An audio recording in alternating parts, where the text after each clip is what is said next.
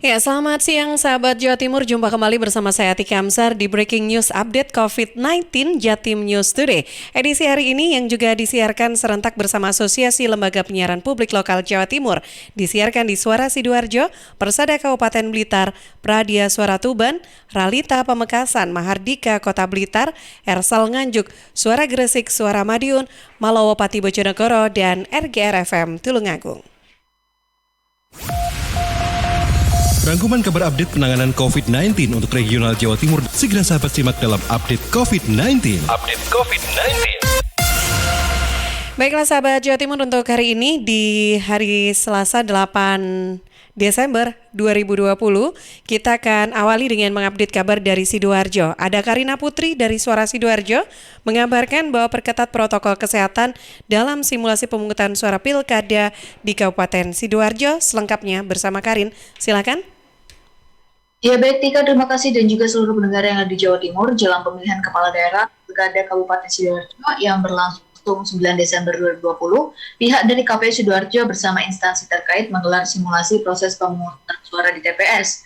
Simulasi tersebut diadakan di Mapolresta Sidoarjo dan dihadiri oleh Ketua KPU Sidoarjo, Bawaslu, PJ Bupati Sidoarjo, Kapolresta Sidoarjo, petugas KPPS, Dinas Kesehatan Sidoarjo, dan jajaran TNI. Berbagai kesiapan tahapan di TPS diperagakan pada kesempatan kali ini, termasuk penerapan protokol kesehatan ketat juga disimulasikan.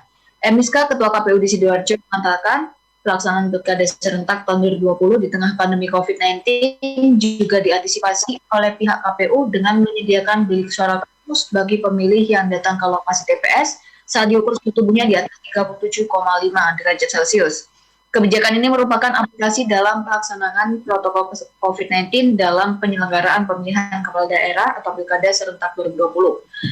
Budiono, PJ Bupati Sidoarjo, saat melihat simulasi pemungutan suara di TPS mengapresiasi langkah yang dilakukan KPU dan instansi terkait. Pilkada serentak 2020 di tengah pandemi COVID-19 adalah tantangan untuk tetap dapat mensukseskan proses demokrasi berjalan lancar. Masyarakat juga tetap dapat memberikan hak suaranya dan yang terpenting mencegah terjadinya klaster baru dalam pilkada nanti. Sedangkan Kombes Pol Sumarji, Kapolresta Sidoarjo, menyatakan pihaknya bersama TNI di wilayah Kabupaten Sidoarjo siap mengamankan pelaksanaan pilkada serentak 2020, tentunya dengan penerapan disiplin mematuhi protokol kesehatan. Demikian, saya Karina Putri, Suara Sidoarjo, melaporkan untuk Jatim News Today, kembali ke studio bersama dengan Dika. Ya, terima kasih Karina Putri dari Suara Sidoarjo. Dan sahabat Jawa Timur, selanjutnya kita juga akan bergabung bersama Holik Maulidi dari Ralita FM Pamekasan. Sebanyak 74 pasien positif COVID-19 di Pamekasan masih jalani isolasi. Selengkapnya bersama Holik. Silakan Holik. Jumlah pasien positif COVID-19 di Kabupaten Pamekasan berdasarkan peta sebaran hingga kemarin sore mencapai 74 orang yang diisolasi. Bertambah 2 orang positif COVID-19 dari sebelumnya, Minggu 6 Desember yang mengalami penambahan 14 kasus terkonfirmasi positif. Total keseluruhan tercatat sebanyak 470 orang terhitung sejak akhir Maret hingga Desember 2020. Sigit Priyono, juru bicara Satgas Percepatan Penanganan COVID-19 Kabupaten Pamekasan, menuturkan kenaikan angka positif yang cukup tinggi ini disebabkan banyaknya masyarakat yang mulai mengabaikan protokol kesehatan.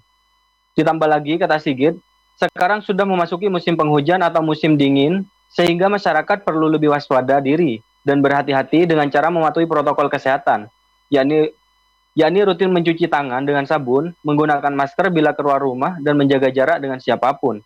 Hal itu dilakukan demi menjaga keselamatan kita bersama. Berdasarkan peta sebaran COVID-19 Kabupaten Pamekasan, jumlah total pasien COVID yang sembuh mencapai 352 orang. Kemudian meninggal dunia 44 orang dari total positif COVID 470 orang. Sementara suspek mencapai 1.026 orang dengan rincian 37 orang dalam pengawasan, 925 orang selesai pengawasan, dan 64 orang lainnya meninggal dunia. Demikian laporan dari Holik Maulidi, Ralita FM mengabarkan untuk Jatim News Today. Kembali ke Atika Amsar. Oke, terima kasih. Baik, terima kasih Holik Maulidi dari Ralita FM Pamekasan. Dan sahabat Jawa Timur, kita juga akan bergabung bersama Kevin Chandra dari Suara Gresik. Jelang akhir tahun, Bupati Gresik tegaskan pentingnya penegakan protokol kesehatan di segala sektor. Kevin, silakan. Bupati Gresik Sambari Halim Radianto kembali mengumpulkan seluruh anggota Forkopimda Gresik beserta jajaran OPD Pemkab Gresik. Bupati Gresik juga menghimbau kepada seluruh jajaran agar tidak kendor dalam disiplin peningkatan penegakan protokol kesehatan. Bupati Gresik juga mengatakan dalam waktu dekat ada kegiatan yang berpotensi terjadi peningkatan kasus COVID-19, yaitu pelaksanaan Pilkada 2020, pelaksanaan libur Natal, dan Tahun Baru. Anggota Forkopimda yang lain juga mengatakan bahwa akhir-akhir ini kegiatan penegakan protokol kesehatan dinilai tidak diperhatikan. Untuk pelaksanaan penegakan protokol kesehatan harus dilakukan di segala sektor seperti pariwisata dan pendidikan. Dalam penerapannya, sektor pendidikan masih menunggu keputusan dari Kadis Pendidikan dan Perbup terkait pembelajaran tatap muka. Para camat dan muspika diminta mengoperasikan mobil operasi penegakan protokol kesehatan untuk mengingatkan warga yang ada di desa mengenai protokol kesehatan dan Pilkada tahun 2020. Beliau juga berharap pihak keamanan atau Satgas COVID-19 ikut memantau pada setiap keramaian untuk mendisiplinkan masyarakat yang ada di Kabupaten Gresik. Saya Kevin Chandra, Suara Gresik melaporkan untuk Jatim News Today. Baik, terima kasih Kevin Chandra dari Suara Gresik. Dan sahabat Jawa Timur, ada Amanda dari Suara Madiun yang juga akan mengabarkan Wali Kota Madiun ingin pemilik warung jadi jubir pemerintah dalam penerapan protokol kesehatan. Amanda, silakan. Pemerintah Kota Madiun terus memberikan bantuan sembako bagi pemilik warung di Kota Madiun. Setelah pada tahap pertama 200 paket sembako tersalurkan kepada para pemilik warung yang ada di Kecamatan Taman, kali ini giliran para pemilik warung Kecamatan Kartoharjo yang mendapatkan bantuan. Pemilik warung juga diberikan paket gula, kopi, dan teh, masing-masing mendapatkan 6 kilo gula, 1 bungkus kopi kemasan 320 gram, dan 2 bungkus teh. Pada kesempatan tersebut, Wali Kota berpesan untuk pembeli dan warga kurang mampu hanya membayar separuh harga. Artinya, jika satu cangkir kopi Rp2.000, untuk masyarakat kurang mampu hanya membayar Rp1.000. Sebab, gula, kopi, dan tehnya bantuan dari pemerintah. Jika habis, Wali Kota meminta untuk melaporkan dan akan diberikan kembali. Tak hanya itu, Wali Kota Maidi juga memberikan arahan kepada pemilik warung untuk mengingatkan pentingnya penerapan protokol kesehatan. Dengan demikian, Wali Kota Maidi berharap pemilik warung di Kota Madiun dapat menjadi juru bicara pemerintah dalam hal penerapan protokol kesehatan, yakni memberikan sosialisasi terkait protokol kesehatan kepada pembelinya. Sebagai informasi sahabat, kasus konfirmasi di Kota Madiun berjumlah 249 orang dengan 191 orang diantaranya telah sembuh, 30 lainnya masih dalam perawatan, 15 orang lainnya isolasi mandiri di rumah, dan 13 orang meninggal dunia. Saya Amanda, Suara Madiun untuk Jatim News Today. Baik, terima kasih Amanda. Dan sahabat, selanjutnya ada Kirana Nisa yang juga akan mengabarkan. Kirana Nisa dari Mahardika FM Kota Blitar. Pelayanan 2 OPD di Kota Blitar ditutup selama 3 hari pasca salah satu pegawainya terpapar COVID-19. Kirana, silakan. Sobat, perkembangan COVID-19 di Kota Blitar terus meningkat, kini merambah di beberapa OPD pemerintah Kota Blitar. Senin 7 Desember 2020 terdapat 2 kantor OPD yang layanannya ditutup karena salah satu pegawainya terkonfirmasi COVID-19. Hakim Sisworo, Sekretaris Satuan Tugas Penanganan COVID-19 Kota Blitar, dikonfirmasi Senin 7 Desember 2020 mengatakan 2 OPD itu adalah Dinas Pemuda dan Olahraga Dispora, serta Dinas Kependudukan dan Pencatatan Sipil Dispenduk Capil Kota Blitar. Salah satu pegawai di 2 OPD tersebut terkonfirmasi COVID-19 Minggu 6 Desember 2020.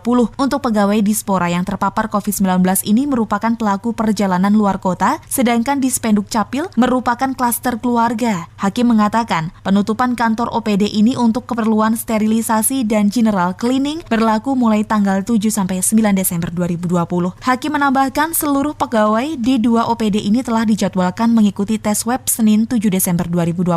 Pihaknya tidak bisa merinci, namun untuk di Dispenduk Capil setidaknya ada 20-an pegawai yang mengikuti swab test. Seluruhnya pokoknya hari ini ya, sekota ya, itu 170-an. Untuk Dispenduk sekitar 20 berapa, kemudian Dispora berapa, tracingnya yang kemarin meninggal. Sementara itu Sobat, sesuai data perkembangan kasus COVID-19 di Kota Blitar tanggal 6 Desember 2020 menunjukkan jumlah kumulatif pasien COVID-19 mencapai 322 orang dengan rincian 242 orang dinyatakan sembuh, 66 orang menjalani isolasi, dan 14 lainnya meninggal dunia. Kirana Nisa, Mahardika FM.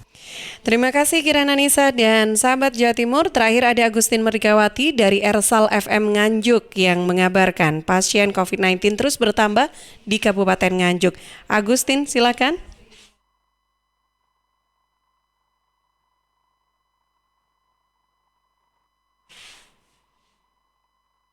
Silakan Agustin.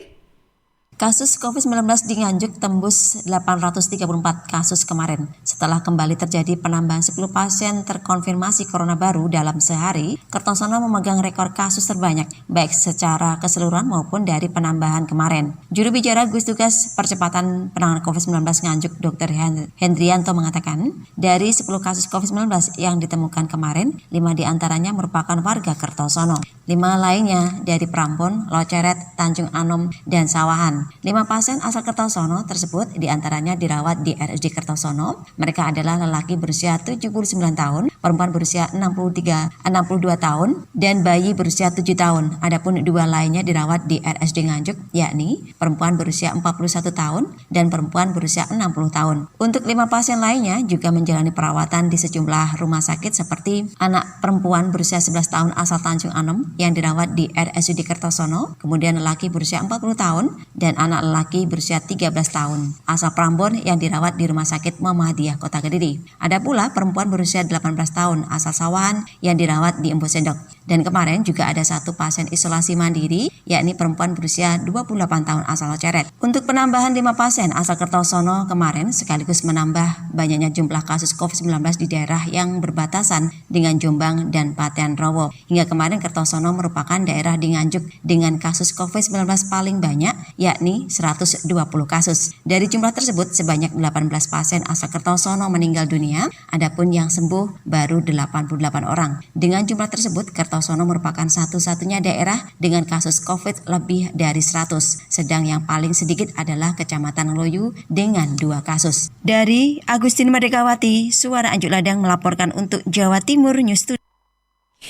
Baik, terima kasih Agustin Merdikawati dari Ersal Nganjuk. Informasinya yang disampaikan sebagai informasi atau kabar terakhir yang bisa kami bagikan untuk Anda, sahabat, untuk edisi hari ini. Dan Anda bisa ikuti kembali Breaking News Update COVID-19 yang juga akan disiarkan serentak ya bersama Asosiasi Lembaga Penyiaran Publik Lokal Jawa Timur setiap Senin sampai Sabtu jam 11:05 waktu Indonesia Barat.